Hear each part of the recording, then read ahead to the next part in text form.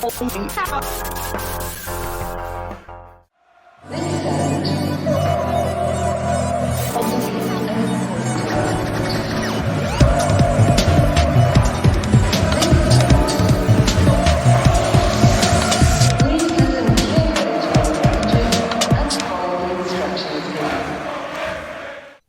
and welcome to the Blue Monday podcast, covering Ipswich Town since 2015.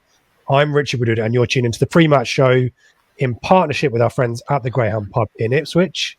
Joining me this week, as always, to discuss the trip for Ipswich Town to Bolton Wanderers is my good buddy Seb Brown. Seb, how are you? I'm good, mate. Good to be here. I'm looking forward to my short jaunt on Saturday for my first in the flesh watching of McKenna Ball, as it's known as now. I watched the Wigan game obviously on iFollow.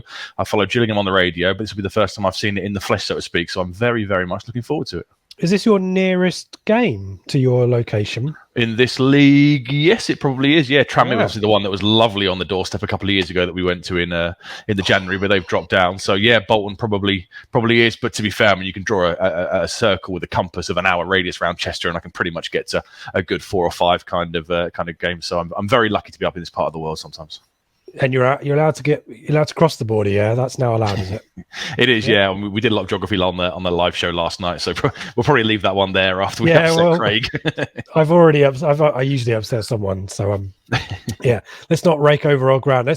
We'll be talking about Bolton. We've got a few exciting little bits and pieces to talk about this evening. We will be doing. I've got a ITFC Women announcement, and we've got something to direct you towards for the Flagship show, which will be coming up. And we've got a few bits and pieces of news. We're gonna go with Football Room 101, but as you kind of joked on the live show midweek, which is still available, it does feel like my patience or my motivation to do it is waning somewhat because I'm on such a terrible run of form. But you're basically Ipswich from 2019, 2020. You peaked far too early. You got really cocky, and you were hunted down slowly. Yeah. But I'm also, what's even worse than that is I'm Marcus Evans. We've kind of reached the COVID break, and I'm now trying to come up with a way that I don't lose out on the playoffs. Do a mini tournament or something like that, and then they get in the playoffs. Yeah, some nonsense like that. I am exploiting my host's power, but we've been debating another idea for a feature, which it would be quite nice to try it out. Give us some time to come up with more Room 101s, and people have been now suggesting them. They're taking pity on me and suggesting them to me. And maybe we can regroup, and maybe for the last few weeks of the season, we'll do it. But if you've got strong feelings about Room 101 and you want to keep it, let us know in the comments or tweet us at Ipswich, at BrownSO8. Let us know if you want to save Room 101. I'm tired of it, but we'll give it another go. Let's talk about some news.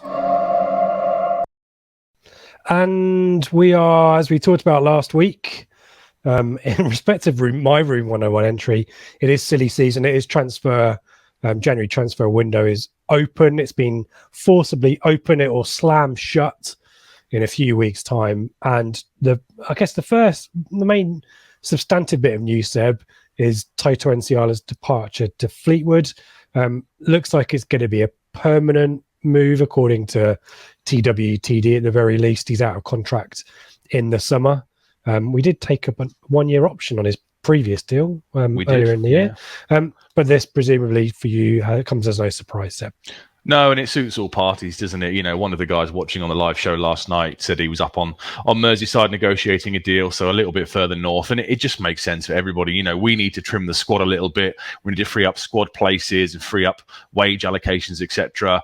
Nsiala, I think it's quite clear, is not going to be, you know, the kind of ball-playing centre-back that McKenna's going to want in a back three, so his future is going to be, you know, very, very limited. He has some good qualities. You know, I guess his Ipswich career will kind of be remembered as one of the her signings things that went wrong, and he used to make so many mistakes. And to be fair, he sorted all out in the last season or so. I'd say we don't look at him every time he's in a one-on-one and think, oh, here comes a red card or a penalty. So he has ironed that out of his game. But we're looking to move on as a club now. The investment's there, and we're signing the likes of George Edmondson and stuff. And I'm afraid for Toto, he just doesn't fit. And it's a good move for him. He can come back up this way where he's from originally. He'll be playing, I'd imagine, most weeks at Fleetwood. So it works out well for him, and it gives him that bit of security with his deal with us ending in the summer. So it makes sense for all parties, and I guess we wish him well. And then there's only Nolan and Jackson of the Hurst signings. We don't count Donatian because of his improvement, but it's just Jackson and Nolan. And I guess of the Hurst signings left to move on before that era is kind of closed off. Yeah, you wouldn't be surprised if they move on as well. I mean, NCR, the trouble with his spell at Ipswich is, as you say, we're going to remember the mistakes. I remember Loft for Words, the QPR fanzine, writing a match report of the defeat where I think Gherkin flapped one in from a corner and NCR conceded a penalty, and I think they had something about chasing crisp packets or something like that. And that's the trouble, is people will forget that he put in largely dependable performances. But yeah, it's the mistakes, isn't it? And as you say, better quality of centre-back on the ball is what we need. So yeah, no surprises there. And the other bit of business, which was definitely talked about on the Wednesday live show, which we'll put a link up for in the top right-hand corner if you're watching on YouTube, this kind of situation with Christian Walton's recall. We obviously know that's the situation. We now know that Brighton are going to have activated that, and we get a 7-day notice, which is a courtesy, which allows him to play against Bolton. But Seb, you guys were talking about it. As we said, it's kind of really critical for us that we get that deal done, isn't it? It is, but I am worried about it. Not so much for the fee, because that won't be so high given he's only got 6 months left on his contract. But as we discussed last night, me, Craig, and Ben were saying he's on a Premier League contract. There's numbers mooted around and stuff on social media and on the forums, and if we're paying half of that, then that's going to be up there with our top earners. So as much as it's important to do a deal, I guess we can't overstretch ourselves with the salary management cap protocol rules in place, and it would be absolutely amazing to keep him. I guess if there's no interest, could he come back on loan at the end of the window if he doesn't go anywhere else? I don't know. McKenna does seem a little bit confident today, so maybe they could look to do something with a promotion bonus or a signing on bonus to make up the wage deficit. But he's been absolutely crucial for us since he joined. Bolton game aside, as we'll come on and talk about Bolton in a minute, but that Bolton debut aside, where he conceded 5, he's just been so solid at the back, and he's one of those players you can hang your hat on and say, I know I'm going to get a solid 7, 8 out of 10. He's producing really, really big saves from us, and he will be really, really missed if he goes back. Yeah, I think you're right. And then maybe McKenna's optimism is related to noises the player's making about possibly helping us figure something out. But obviously he's a loanee. We're subject to whatever Brighton want to do about that situation. So we keep our fingers crossed. In the very least, he will be in the team, I would expect him to start against Bolton on the weekend. Other bits and pieces of news just to whistle through stuff. James Norwood has been voted December's PFA Virtue Motors League One Fans Player of the Month. That's a great sponsor there, Virtue Motors, Seb. A good reward for Norwood's form since coming back into the team, though, under John McGreal. There's two things we need to say thank you to John McGreal for. One is the 3-5-2. The other is James Norwood's form. Yeah, and Kieran Dyer, I guess, deserves big credit as well, because Kieran came out afterwards and said, didn't he? He said, he was keeping me going when I was in the under-23s and training with the kids and stuff. So, yeah, fully deserved. He's come back in. Was it Wigan, the first team he scored against, and then Sunderland, and then the 2 in the last 2 games? And he's just added a different dimension to our attack. He kind of seems more tactically disciplined, I guess I would say, rather than maybe what we've seen in the past. When he was against Wickham out on that left-hand role, I was quite impressed with him in terms of, what he was doing and the shift he was putting in. And if he stays in this kind of rich vein of form, then we can only benefit from that. And it is fully deserved, because, it was a period when Bond's goals had dried up. Piggott hasn't really settled yet. Jackson gets the odd minute every 5 or 6 games. So to have somebody come in like Norwood, who's proven at this level and, has that kind of, I guess what we call the dark arts and the streetwise nature that you sometimes need at this level, it's fully deserved for him, and really, really well done. And he's made us all eat Yeah. humble pie, hasn't he? Because we all kind of assumed he was gone. You know, we had the story saying he was transfer listed and he didn't fit in with the hierarchy, etc. And then Paul Cook comes out and says, you know, my hands are tied, etc. And it's just, it's a great return for him. Really happy for him. You can think what you want about his off-field antics and stuff, but on the pitch, I think he definitely is an asset, and hopefully he'll stay fit and contribute for that second half of the season. Yeah, McKenna's been quite giving him high praise for his attitude and his mindset, which is obviously a positive as well. So if he's going to knuckle down and work, which it seems like he's doing, and Kieran Dyer I'm blitzing books at the moment. I've finished the Mariner book and I finished the Kieran Dyer book, having only really started it and then put it down. And Kieran Dyer knows what it's like to be at the kind of similar age to Norwood and then have the career kind of taken away from you due to injuries and all that kind of stuff, and the attitude you need to look after yourself. And so Dyer's obviously, hopefully, given him some of that wisdom that he's gleaned through the unfortunate way that his career ended at West Ham and then Middlesbrough and so on. So, it's good news there and well earned, and good to see that he's getting backing from our support as well, because that's not always been the case either. Finally, in the news, ITFC Women looking to bounce back after 2 games now without a win. They drew with Portsmouth last time out, 1-1 draw, goal in each half. But Seb, even you you'd class yourself as an armchair ITFC Women supporter, wouldn't you? You know that the opposition Hounslow are, if you're looking for a win and a boost, then it's a good time to play them, isn't it? Yeah, played 10, haven't won a single game all season. Are they 0 points right at the bottom of the league? And isn't their goal difference in the -40s or something? -45, yeah. Yeah, so a great chance for them to get back on track. Obviously, you know, the Oxford result and the Portsmouth result dripped away a little bit after that fantastic win away at Southampton. So this is a real chance for them to really get back on form and look to build momentum for the second half of the season. And it's all building, isn't it, to that Southampton game is it April, I assume? It's second from last game of the season, isn't it? So everything is building to there, and you know, get yourself along to the Gold Star on Sunday. I'm sure you'll detail what all the various ticket options and stuff are. Get yourselves down there, and I'm hoping to make my ITFC Women debut. That sounds wrong. Viewing debut. You're not going to play? No, viewing debut. Hopefully the next couple of weeks or so. Grand. Yeah, that'd be great.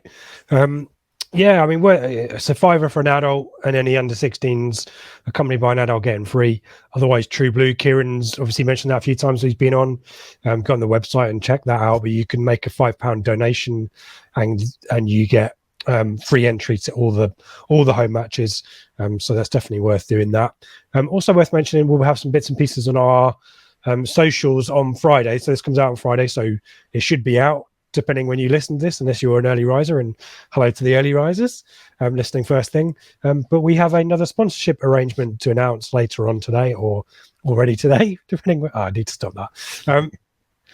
We've obviously very proud to sponsor Abby Lafayette, who we've spoken to. That interview is available on the on our podcast feed and our YouTube feed, and we are doing another sponsorship. But this time, rather than it be the podcast, I put a tweet out and asked for any one of our subscribers or followers, and a group of about 10 are all contributing. Blue Monday will then make up the difference for the sponsorship, and we'll kind of do it as a Friends of Blue Monday sponsorship arrangement. So really excited about that, really proud of the people involved, and we'll give them their credit and their names as much as we can.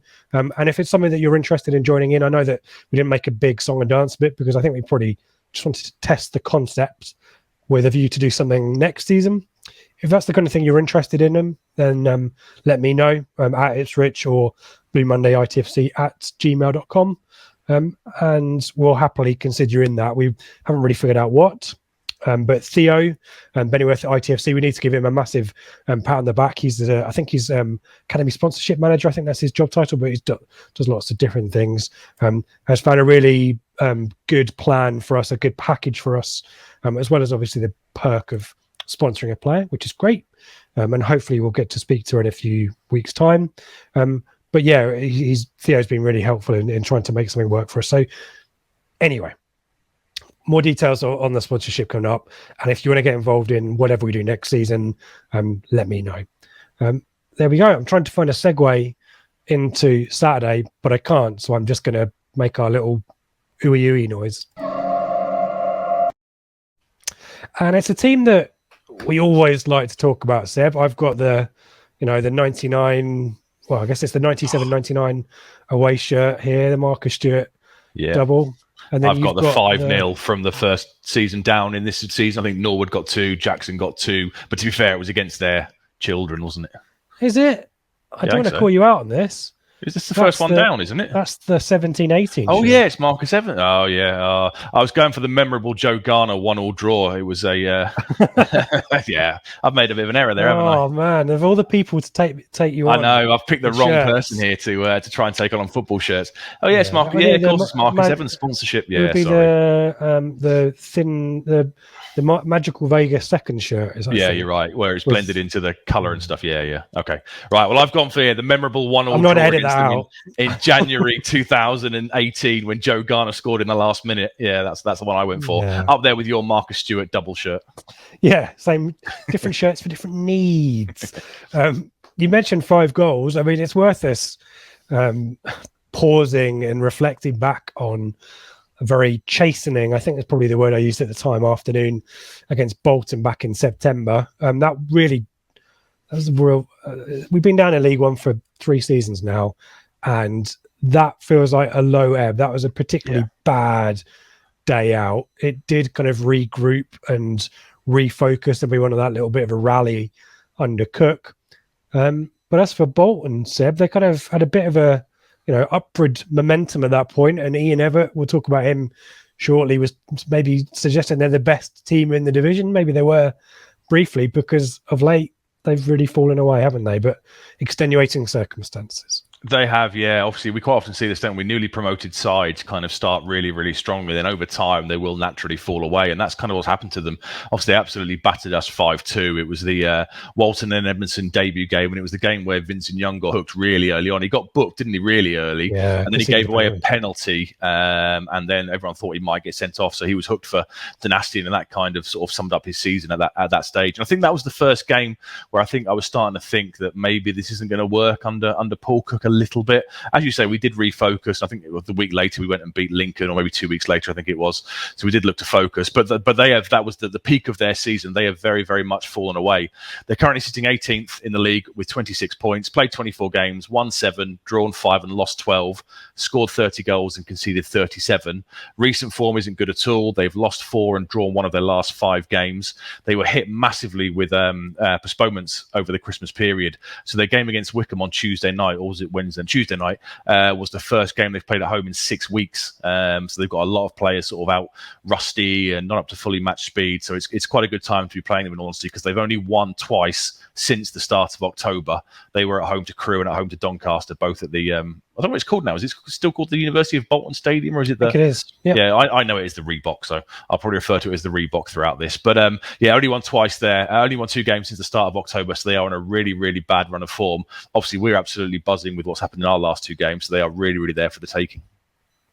Yeah, and there's lots of things that chime with Gillingham and the chat we were having last week. The COVID situation, the injuries, but also the lack. There's a bit of a lack of luck. They've been unlucky, I think, quite a lot of the time as well. Obviously, we're playing away, so their home form is important. Talk to us about the home form, Seb, because also not a great story there. No, 16th in the league with 16 points, played 11 games at home, won 4, drawn 4 and lost 3. So not as bad as their away form. Scored 16 goals and conceded 17. And like I say, before that Wickham loss, they hadn't played at home for 6 weeks. They lost 2-0 against Wickham on Tuesday night. They had the lion's share of possession, which I guess against Wickham you're going to expect, aren't you?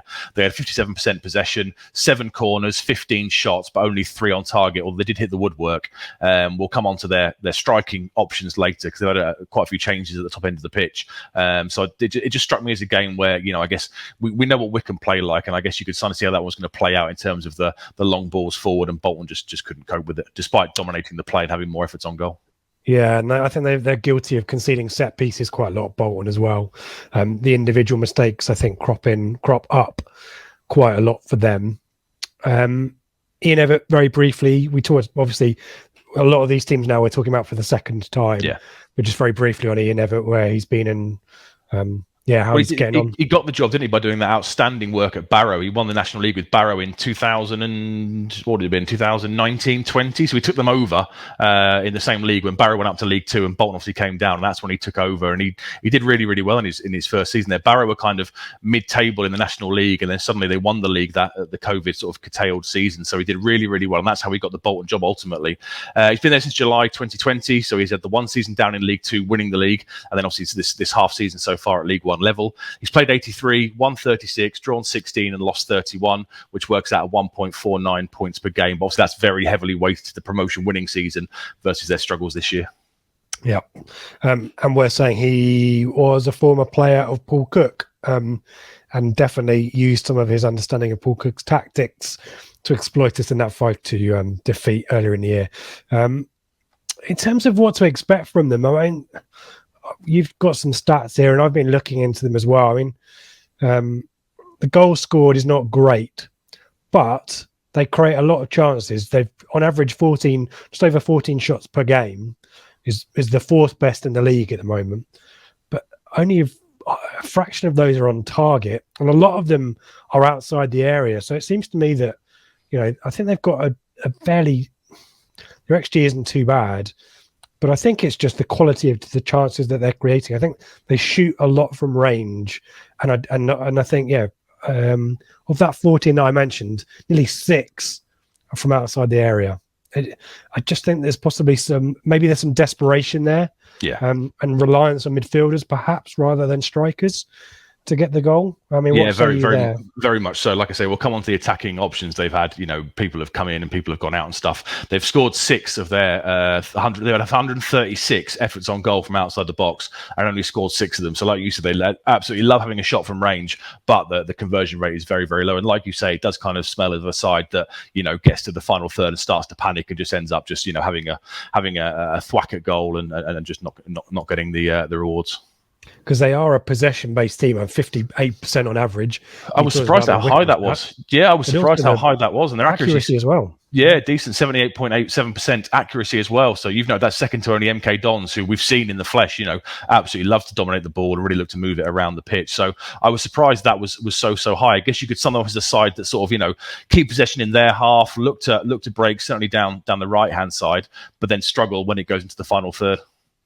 Yeah, and I was chatting to I was doing a League One playoff scramble live broadcasty thing with Gab Sutton, who does a lot of EFL coverage online, and they had a MK Dons fan on, and he was saying MK Dons struggle with the low block, and it wouldn't surprise me if Bolton are similar, as in lots of possession, lots of sideways passing, allowing oppositions just to sit, get their shape, and just stifle them. I mean, it was similar to do you remember Roy Hodgson's England? Yeah. Very similar in that you'd have a lot of the ball, the opposition would just stick 10 players behind and just clog up the back, the defensive third, and they hadn't got a clue how to get in there. And you're kind of looking at the personnel in the Bolton team, and there is I wouldn't class as anyone in there who can pick a pass, who can thread a pass in there, nor a striker who is getting on the end of a through ball. So they can't break teams. So it is, as you say, it's possession based, or it's a quick counter attack if they can, or it's a shot from range. So clearly maybe some dysfunction there on their attacking outlet. In terms of the defence, not a great story there either. No, 37 goals conceded, which works out 1.5 per game. Only kept 4 clean sheets all season. So 24 games, only 4 clean sheets. So this is a side that very, very much concedes goals. A good chunk of their goals are conceded on the counter-attack, 4 of them, which is the second highest in the division. And they've conceded more goals at home than away. And they've played 2 games more at the Reebok as well. Or the University of Bolton Stadium. You can call it the Reebok. They're the Reebok. They've played 2 games more at the Reebok. So yeah, this is a game where we should very, very much be certainly getting chances and hopefully taking them. And again, you say they flood people forward to try break teams down with possession, and then it would just take a couple of passes and they're caught up the field, aren't they? You kind of imagine that's going to be a problem for them there. Not great in the air either. Areas one on average is 15, and that's second worst in the division. Low on interceptions as well. On average, 7 interceptions per game. It's the third worst in the league. It's there's just some really telling stats there that Yeah. at this level as well, you think are important, chances created in and around the 18-yard box, clean sheets, interceptions, headers. Look at Wickham as kind of the antithesis of what this Bolton team is about, and look at the league table, I guess. In terms of how they're set up, I think you've noted here it's a 4-2-3-1 most of the time. I think they've dabbled with a back three, but it's mostly a 4 at the back. And it wouldn't surprise us because, as we said, School of Paul Cook. School of Paul Cook. Yeah. Four bits of transfer business, though, Seb. Yeah, they've been quite busy in January so far, haven't they? So they've signed a guy called James Trafford this morning. He's quite highly rated from the Manchester City Academy. He's a goalkeeper, quite highly rated. They've had Joel Dixon start all games, I think, bar one this season. And I think it's Remy Matthews, I want to say, is the backup choice. So he's come in to add some competition in the goalkeeping front. And they signed this guy called Aaron Morley from Rochdale, who's very, very highly rated, apparently. So he's popped across from Rochdale to Bolton. He's sort of a number 8, so a central midfield player. 1 goal, 2 assists in 21 starts for Rochdale. But I guess they'll be looking to him to kind of add that quality in midfield and hopefully in the final third, make the killer pre-assist or the killer through balls and stuff to really sort of feed the strikers and the wide player.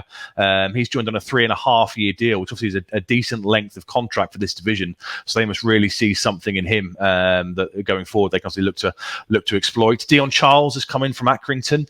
He's the guy that had the contract dispute. Do you remember? We did the Accrington preview. Yeah. Did the contract dispute. I think he played 1 or 2 games for Accrington, or made a couple of appearances for them, but not played since September until he started against Wickham the other night. And they signed a guy called Marlon Fossey on loan from Fulham. Their regular right back, Gethin Jones, had a really bad injury for the last couple of months. The game against Wickham on Tuesday night was his first appearance after that injury, so they've had a bit of competition there as well. So no, certainly been very, very busy so far in January. And maybe a bid in for another player as well, probably a striker for reasons that we'll explain shortly. So you mentioned Joel Dixon in goal. You mentioned right back will be likely Gethin Jones if he's It depends fit. if he can play. Yeah, if he can play 2 games in quick succession. If he can't, Marlon Fossey will obviously come straight in. The centre backs will be Ricardo Santos. He's made 21 appearances so far this season, and then a younger guy called Will Emerson has played 9 appearances. Oh, is that my first dodgy pronunciation of the evening? Amerson. I think it's Amerson, but anyway. Okay. What did I say? Amerson. All right. Will Amerson has made 9 appearances, started the last couple of games, so he might well get a start as well. And then Declan John, the left back, 4 assists in 18 appearances. He's a player who likes to kind of get forward a little bit as well and try and contribute in the final third. Yeah, I'm trying to audit my own pronunciation now of Amerson. I think it is Amerson, but no, yeah, Will Amerson. We'll go with that. And certainly Declan John, those assists are important from that left back position. A few bits and pieces of cover. Alex Baptiste is possibly the name that people might recognise there. And then into midfield, Seb. Yeah, Jordan Williams is the Cole Skuse of the side. He's the defensive screen. Doesn't really like to get forward much above the halfway line. He'll very much sit there and look to make the simple kind of short pass. He's got no goals, 2 assists in 20 appearances, so he'll be the deep lying defensive option. And then Kieran Lee is the other central midfield option. 3 goals and 4 assists in 20 appearances, so he's maybe potentially one to look out for. But surely Aaron Morley will come in, or either make his debut or certainly come off the bench, I would imagine. Yeah, it might be that so George Thompson, you've got listed kind of here as well, has played 2. It might be that he comes in. Aaron Morley is number 10, perhaps. I think he can play. Yeah, or you could look to push as well. You could push Lee forward as well, couldn't you? Instead, because Thompson plays in the number 10 role, given the injuries they've had and a couple of departures they've had. But he's only got 1 goal and no assist in 8 appearances, so he's not really made that position his own so far. The big injury is a guy called Josh Sheehan. He had 4 goals and 1 assist, but in November he had an ACL, so he's out for the season. So the injuries are kind of a running theme for Bolton. It ties in with their sort of plummet down the table. They've lost a lot of players. They lost Elias Kachunga for 12 weeks. I think that was this week or a couple of weeks ago. I think he dropped down from Huddersfield. I'm sure he's played in the Premier League at one point. So, a bit of quality there. Who's a bad injury. Lloyd Isgrove, I think, is another one that's injured. Bit of experience at this kind of level. So they are really, really suffering from injuries. Sarkovic left as well. Yeah, he was on at Stockport. That was a strange one, wasn't it? That was, the National League obviously can sign people after the Football League window closes. And that was very much out of the blue because he was their captain and he captained them to the League 2 title, made decent contributions. And suddenly, I know Stockport have got, bit of money and they're spending big. But that was a very strange kind of transfer at the time, and I looked into it and I couldn't really see much about why it happened. But I guess he's a big loss because he was the number 10. He kind of played in that number 10 role and really made it his own in the promotion winning season last year. Yeah, well, Josh Sheehan, as you mentioned, it to me is the big loss there. I mentioned the lack of a player that can thread a through ball. He's certainly that player, and had a really good performance at Portman Road in the season as well. So you can see how that's had an impact. I mean, the wide players. One name we have to mention, unfortunately, Dapo Afalan. Yeah, he tore us to pieces. Afolayan, yeah. Afolayan. Did he score twice against us? Yes. Yeah, so he's got 7 goals for the season, 1 assist in 23 games. He plays down the left. He's very much the danger man, and it's a guy called Amadou Bakayoko on the right hand side. You're smiling. I've done it again. Bakayoko. There you go. Bakayoko on the right hand side. He's obviously come in because Kachunga's been injured, so he's only made 11 appearances so far this season. 2 goals, 1 assist. So they like to try and get forward from wide positions, but Afolayan is the one to watch out for, as we already know, having seen what he did to us in September. Yeah, he was my player to watch, wasn't he? When I was starting to curse players with greatness.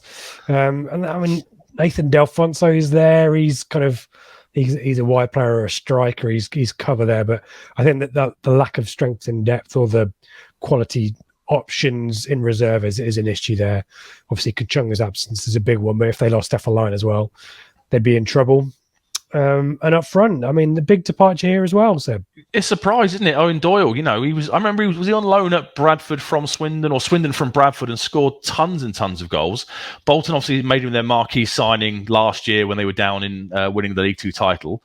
He did well for them, and this year he played fairly regularly. He's played 21 appearances, scored 5 goals, but he's left the club to go to St Patrick's Athletic back in Ireland. So I don't know if it's a homesickness kind of thing, or the chance to maybe fulfil a childhood dream and move back to his country of birth. I don't know, but it seemed a very strange transfer to allow to happen. They brought Dion Charles in, but he's, like I said earlier, not played since September, and he really is their only kind of forward option at the moment. I guess you alluded earlier they might have a bid in for somebody, but that's definitely an area of the squad they're going to have to look to strengthen, because Doyle is a big loss, very experienced, both at this sort of level and at League Two level, and he was actually crucial to the way they played. So another really surprising transfer.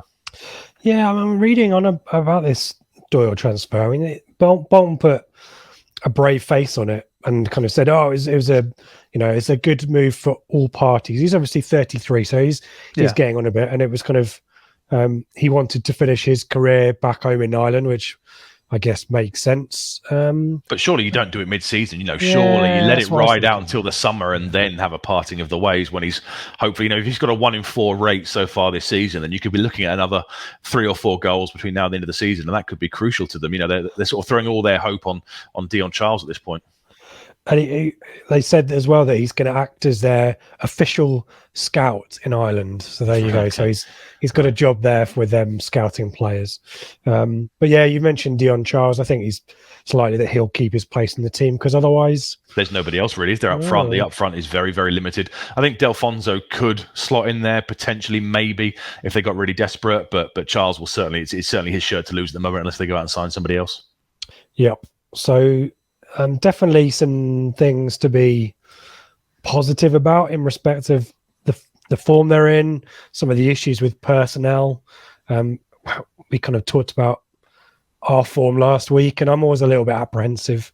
I'm always I don't want to predict. I mean, we predicted wins, both of us, last week, I think, but I only went for a 1-0. I'm slightly apprehensive that there's a run of defeats at home, and to me that has to end at some point. But how is your confidence levels, and what's your thinking of lineups? Really confident given how we're going in. I think it'll be a 3-1 personally. I think we might concede, but the attacking options we've got in the side and the way you had them playing against Gillingham leaves us with no fear whatsoever. I'm guessing in terms of a lineup, would you change anything? Presuming everyone's still fit. Walton will probably make his last appearance before they have to try and make it permanent or send him back, etc. But the rest of the team at the moment kind of picks itself, doesn't it? I guess the bench options might be upgraded a little bit. If Harper or Edwards is recovered fully from COVID, they might make an appearance back on the bench in place of the likes of Jackson, maybe. But certainly I wouldn't be looking to really change much at all, if anything. No, and a confident 3-1 prediction as well. I will go Very much so. I'm going to go for a draw. Really? I just think that there's a point where such bad form has to end. I really do want to be hopeful. And maybe I'm playing in the kind of contrarian. I quite like to be proved wrong. I'll take one for the team. I'll predict a draw so we win, rather than predict a draw and then we don't win or something like that. I predict a win, we won't win. So that's my role here. You can be confident. I'm confident. I think we're very much in the midst of a new manager bounce. So nothing to be fearful of either. No, I expect this to sounds like McKenna's has done his preparation as well, which is always encouraging too. You've got a very interesting fact of the week, so let's have that.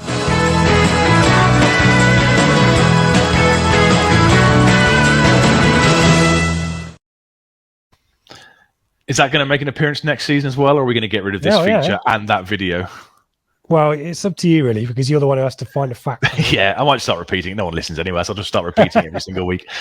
Bolton were one of the original 12 founding members of the Football League in 1888. It was very much a northwestern / West Midlands kind of league. There were no southern clubs involved in it whatsoever. It was the likes of Burnley were in it, Notts County, Bolton. They were the kind of ones that Villa. Yeah, they were the ones that went out and created it. And they've won the FA Cup 4 times in their history, not since the 50s, but they've never won the top league title, which I thought was quite interesting.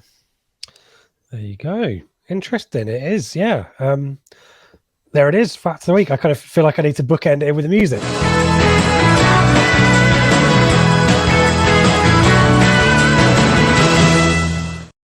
Do love that music. Let's do some bits and pieces of housekeeping. Worth mentioning, as always, we appreciate the support of our partners at the Greyhound. If you are looking for a venue in Ipswich on a match day or a non-match day, as it might be this weekend, then do head down to the Greyhound and say hello to the lovely team down there and have a Adnams and some lovely food. And obviously, home match finally next week. So do head down there. We'll be bigging them up for a pre-match venue before Accrington next week.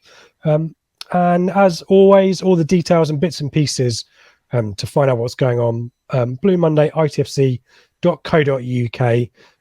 I will be back and Seb will be back for the flagship show on Monday morning. It'll go out. We'll record it Sunday night. And I think Craig is joining us because he's making the trip as well, isn't he? Craig is venturing north of the wall as well, yeah. Wow. Are you guys meeting up? I didn't think he got out of Essex, but... Yeah, he gets out of Essex, I get out of Wales for the day. Are you guys meeting up? No plans at the moment, but I'll flick him a text when I arrive and see what pub he's into or whatever. What bit of the... I'm trying to remember Bolton. It's a retail park. It's surrounded by Frankie and Benny's and Tesco's. Yeah. It's just off the motorway. So it's very much surrounded. There's a couple of pubs. I think I was looking on the Away Days football website thing. There's a couple of pubs not too far away. So I'll park up at the retail park and I'll flick a text and go and find him. There you go. And if you bump into Seb, do say hello. He always likes to meet the general public. And in terms of bits and pieces for the flagship show, we will be talking about Craig has got an exciting interview.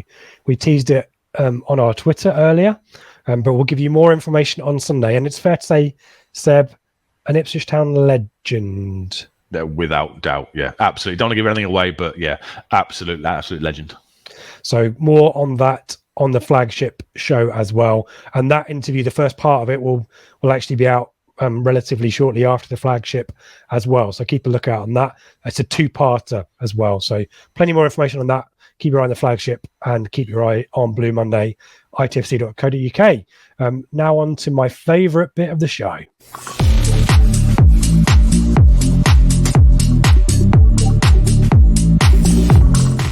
And it goes without saying that I'm in a mard about Room 101. Here's the league table. There, we don't care about that. No, come on, let's give the people what they want. There it is. Look at it. It's beautiful. Yeah. Although Craig made a good point last night on the Q&A show, he is still technically the overall winner. Yeah, I mean, you're tied with Mikey now, aren't you?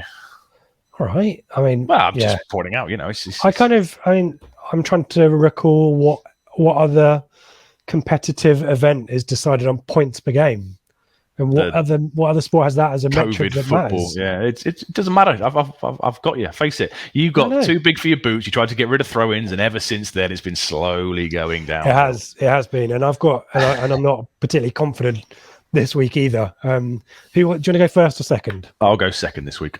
Okay.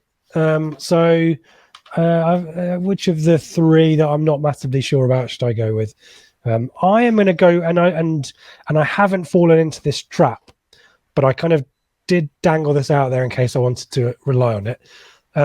The over-reliance on adjectives like legend and amazing to describe players who are not particularly legendary or amazing. It's possibly a criticism of just general language in 2022, but I think a lot of the time, and I can understand certainly younger supporters of Ipswich certainly lacking legends that they know, but is there really a legend at Ipswich Town since Burley's team in 0102? I was going to maybe not, but the Burley era. Is there a legend since the likes Marcus of Jim Stewart? and Matt Holland? You mean? Yeah. I would say they are legends. But even then, are they legends in comparison to BT, Mariner, Muir, Tyson, Walk? So I guess I don't know. Yeah, I think it's a language thing. Maybe it's a bit desperate, but I quite like the idea that legends have statues. Yeah, it should be reserved, shouldn't it, for the best of the best? And it's the best of the best, exactly right. That's what a legend is to me. An excellent player, don't get me wrong, should be lauded and should be thanked, and we should be massively grateful. But to call them a legend, let's put legends up on a pedestal, literally, and let's talk everyone else in glowing terms. Like an icon or something. But they're instead of a cult hero, or they were the best. They were the best player of that era. Do you know what I mean? But it's got to be Robson era for me. And I think even now we're suggesting Burley era. There's not many. Yeah, it's tenuous. Legends are legends, not anything else. There you go. Fair enough. Yeah, good shout. I have to say, I do kind of agree with that one. It's one of those ones where things just get banded around really easily, don't they? And they kind of stick, and they're not always applicable. And we've agreed we've got a legend on the pod next week as well. So without doubt, he's a legend.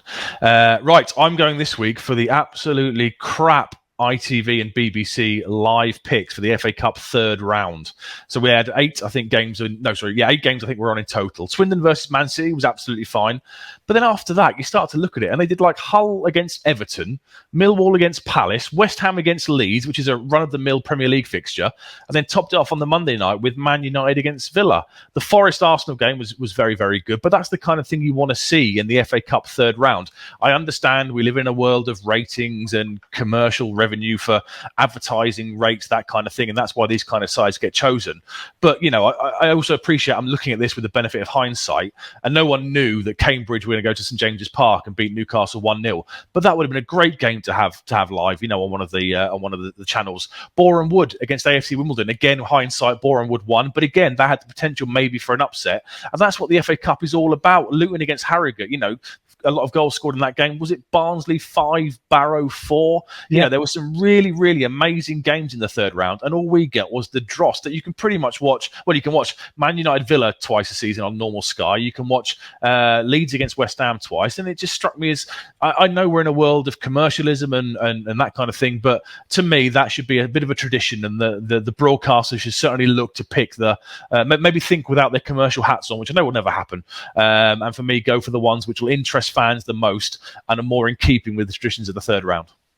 Yeah, I agree. The Man United Villa tie, you're spot on there. A really lazy pick, but as you rightly say, and also you're never going to get the full strength sides either, are you? You know that if Man United are going to play Villa, it's going to be a mixture of the reserves and a couple of first teamers maybe looking to get back to full fitness. So you're not even getting the same kind of lineups that you would get in the regular Premier League meeting between the two.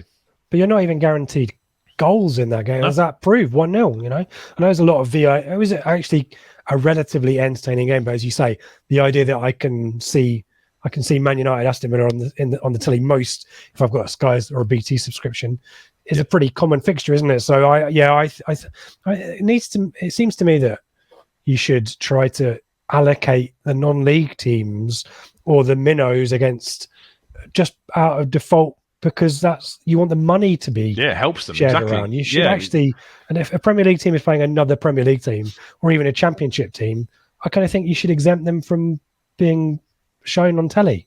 Unless Who it's a really, cares? you know, if it was, for example, Man City against Liverpool, I could understand why that kind of proper headline Fine. game would be one of the slots. That's fair enough.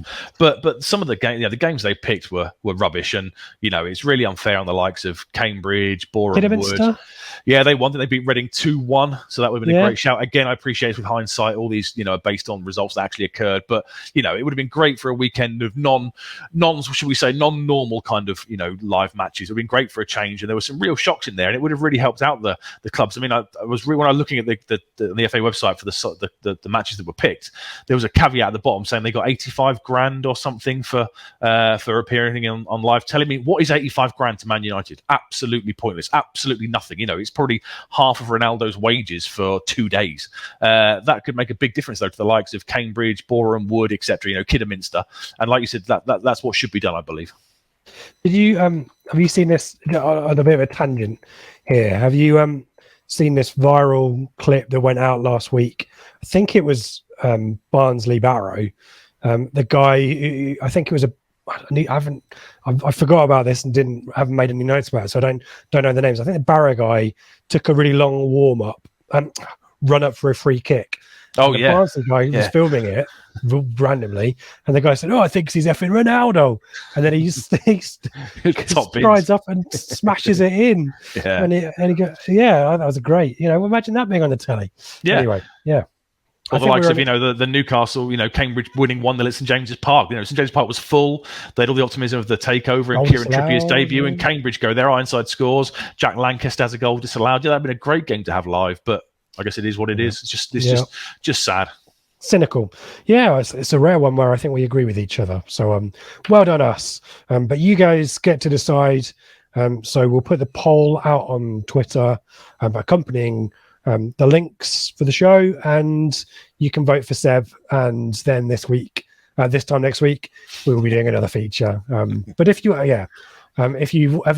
have any other feedback on Room 101, do let us know. But it is on its last legs. At least we'll give it a break. We need a break. We need a break so things can happen in the real world of football. I can and we can come back and talk to them, because I kind of figured that there'd be something happening every single week and we'd be spoiled for choice. But it turns out that the same kind of things happen over and over again. It is a real chore trying to find something. So I think we've got the same list, haven't we? We've got the same website going down the list. It's like 100 things I hate about modern football, and we're both kind of trying not to pick the same ones. So maybe time for a bit of a breather. We'll look at our bringing in a new feature. Maybe start to revisit it in the spring. Yeah, so for maybe one of the last few times, at least for a while, here's the theme music once more.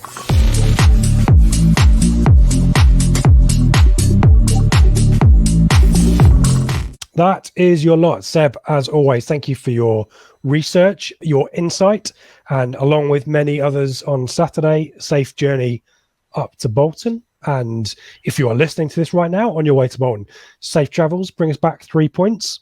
And you'll be back along with Craig to talk about the match on the Flagship show, which will be out on Monday morning. And we will do our usual post-match questions or observations tweet. So do respond to that.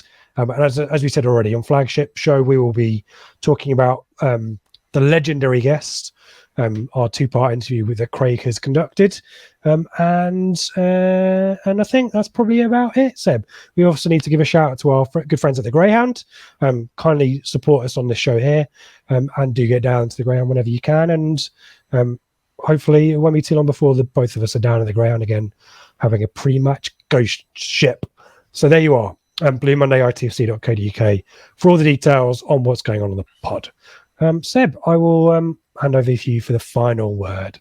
Like you say, safe journey to everyone travelling up there. Let's keep the McKenna New bounce going, and come on, you Blues.